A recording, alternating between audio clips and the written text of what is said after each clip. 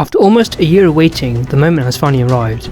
Demon Slayer is back for its 4th season, the Hashira Training Arc, a shorter season that focuses on the Demon Slayer Corps preparing for their final fight against Muzan, who of course now knows that Nezuko can survive the sun, following the events of the swordsman's village, and is desperate to obtain her power to overcome his biggest weakness of being in the sun. The first episode wastes no time, immediately throwing us into the action with the Wind Hashira Sanemi and the Serpent Hashira Obanai on a mission to discover what has happened to some abducted villagers. Very quickly they learn that demons have been abducting the villagers, and it's here where we're treated to the first scenes of serpent and wind breathing, which look incredible in motion. It might just be me, but this animation looks so much better than last season. It's so fluid and clean. After chasing the demon down, we get our first look at the Infinity Castle, which is going to be a key location in the next arc. The castle is crawling with demons as Sanemi and Obanai dive into it, ready to kill the demon that was taking away the villagers to eat until the castle vanishes and the target escapes. Transitioning to daytime at the Ubayashiki house, all of the Hashira gather for a strategy meeting in which they discuss the new development of a demon who can survive the sun, which of course we all know is Tanjiro's sister Nezuko.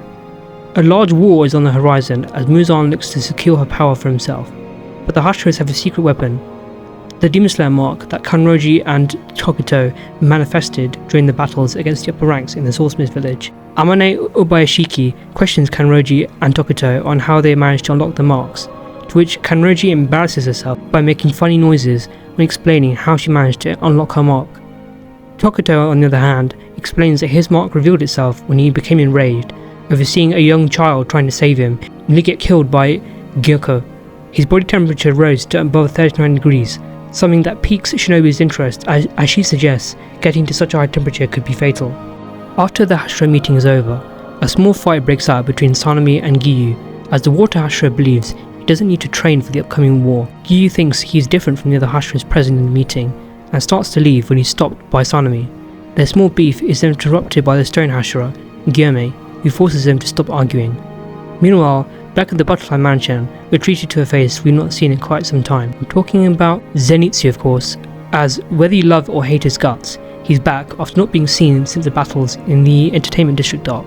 He practically has a nuclear meltdown over seeing Nezuko without the bamboo in her mouth and listening to her talk, until she says Inosuke's name instead of his, prompting him to go into full-blown rage. As the Hashiras finalize their plans for training the members of the Demon Slayer Corps to get ready for the battle against Muzan and his demon army, they soon realise that they lack the manpower needed to carry out the operation.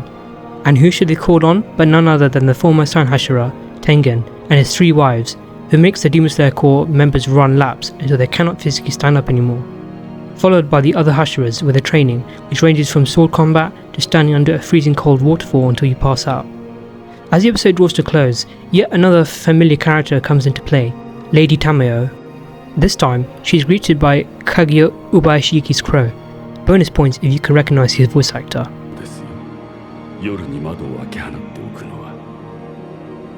Initially surprised to see how easily the crow was able to find her, Tamayo worries for Yushiro's safety before the crow informs her that Yushiro is safe. The crow offers Tamayo the opportunity to work with the Demon Slayer Corps, specifically Shinobu, to investigate Nezuko's condition, seeing as she helped Nezuko during the initial story arcs, shocking Tamayo, who is of course a demon, potentially working in tandem with the organisation responsible for eradicating her kind. And that was the episode. Now, there's a couple final things I want to touch on. First, the scene with Sanemi and Obanai at the start, I've been told, was a filler scene, as this arc is very short in the manga, covering only 9 chapters. So I'm wondering how long this season is going to be, and if possible, we could get the final moments of the final Infinity Castle arc this season. But either way, I'm excited for the return of this new season of Demon Slayer. Let me know what you thought about the first episode down below in the comments, and hopefully I'll see you again soon in my next video.